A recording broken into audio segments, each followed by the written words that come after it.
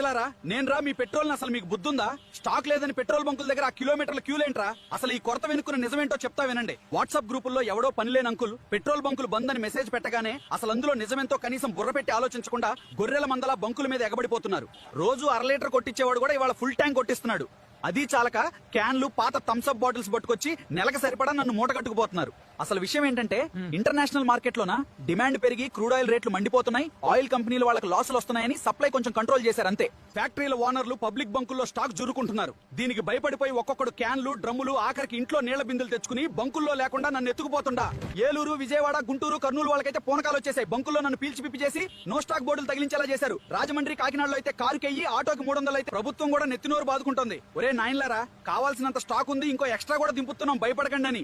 అయినా మీకు చెవిటివాడి ముందు శంఖం ఊదినట్టే ఉందట్రా. సోషల్ మీడియా పుకార్లు నమ్మి థమ్స్అప్ బాటిల్స్ పిల్లల పాల డబ్బాల్లో నన్ను దాచే కక్కుర్తి ఆపండ్రా. మీరు నెలకు సరిపడా ఎత్తుకుపోవడం వల్లే బంకుల్లో స్టాక్ అయిపోయింది తప్ప దేశంలో నా కొరత లేదా? నువ్వు బాధ్యత గల తెలుగువాడివైతే ఈ పుకార్ల ప్యానిక్ కాపడానికి వీడియోని మీ వాళ్ళకి షేర్ చేయి. అలాగే మన AI టాక్స్ ఛానల్లోకి లుక్ వేయండి. కంటెంట్ లో నిజంగా దమ్ముందనిపిస్తేనే